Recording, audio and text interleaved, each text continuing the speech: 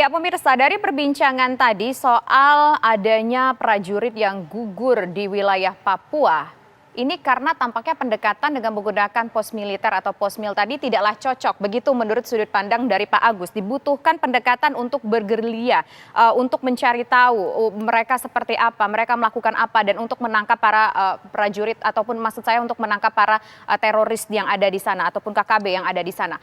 Lantas Pak, apakah memang gerilya itu hanya satu-satunya cara Pak untuk menjaga keamanan di Papua, untuk menjaga supaya tidak ada lagi prajurit yang jatuh, atau mungkin ada cara lain Pak? Saya tidak yakin ada cara lain karena mereka ya, kita bicara mereka dulu. Sun Tzu mengatakan kalau kita kenal musuh kita, maka kita akan mengenal diri kita dan operasi akan sudah mudah untuk dimenangkan, gitu ya. Di dalam mindset gerilya, mereka tidak memperebutkan wilayah, mereka tidak mempertahankan wilayah, mereka menghancurkan kekuatan. Jadi mereka akan membunuh, mereka akan mencari senjata, kemudian mereka lari. Nah, ini kalau tidak dihadapi oleh satuan-satuan TNI yang mempunyai kelincahan mobilitas, ini akan lepas-lepas terus, gitu.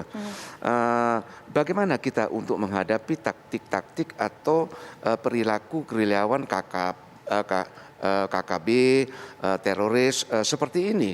Kita tidak bisa tinggal diam. Kita pun tidak bisa dengan operasi-operasi reguler yang seolah-olah bahwa kita akan merebut wilayah.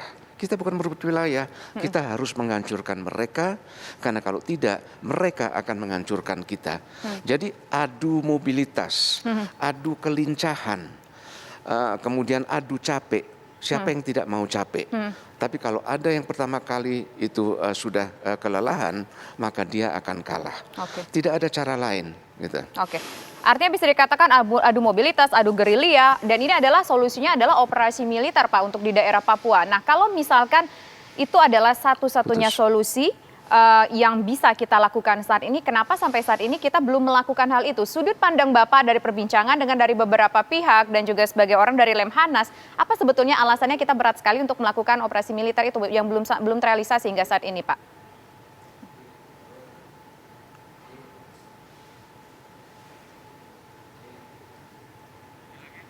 Halo, Pak Agus?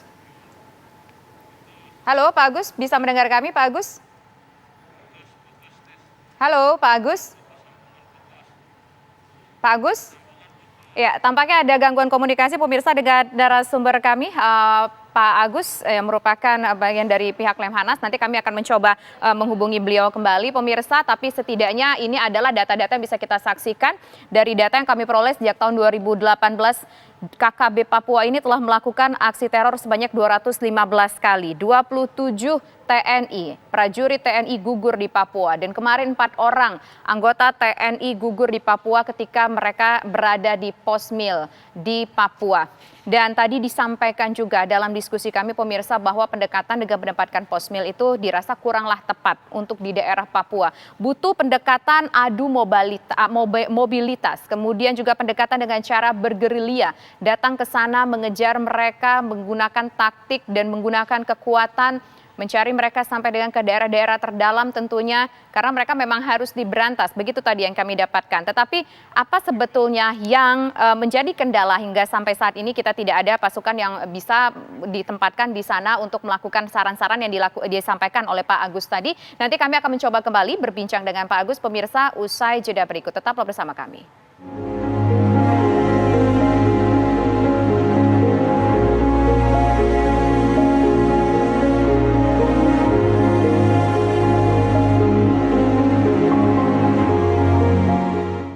Solusi untuk di Papua pemirsa, dari perbincangan kita Pak Agus adalah operasi militer, lawan gerilya. Kalau memang begitu solusinya menurut Pak Agus, apa yang membuat sampai sekarang hal tersebut tidak terrealisasi? Menurut Pak Agus, analisis Pak Agus kenapa?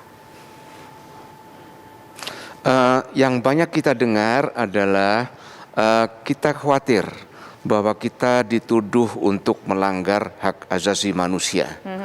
Tapi kalau kita lihat bahwa sebetulnya tidak ada ketika terjadi keadaan dua pihak berhadapan dan bersenjata, Satu pihak boleh bebas untuk melakukan apa saja, dan satu pihak dilarang sama sekali untuk menggunakan senjatanya atau kekerasan.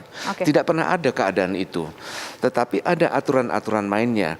Untuk itu, untuk mengatakan pertanggungjawaban, maka kita bisa mengatakan bahwa prajurit memang dilatih untuk melawan pengacau-pengacau keamanan bersenjata yang melanggar hukum.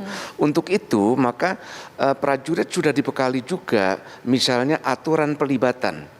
Bagaimana untuk memperlakukan musuh, bagaimana untuk memisahkan antara lawan dengan rakyat, bagaimana untuk memperlakukan rakyat yang berbeda dengan memperlakukan musuh. Itu sudah ada. Kalau itu diajarkan kepada para prajurit, kita bisa mempertanggungjawabkan bahwa kita tetap memperhatikan HAM dan ketentuan-ketentuan di dalam hukum internasional. Gitu. Oke, baik. Terima kasih Gubernur Lemhanas Legend Purnawirawan Agus Wijoyo atas waktunya sudah bersedia berbincang bersama kami di program Kabar Petang Pilihan. Semoga sehat selalu Pak Agus. Selamat malam Pak Agus.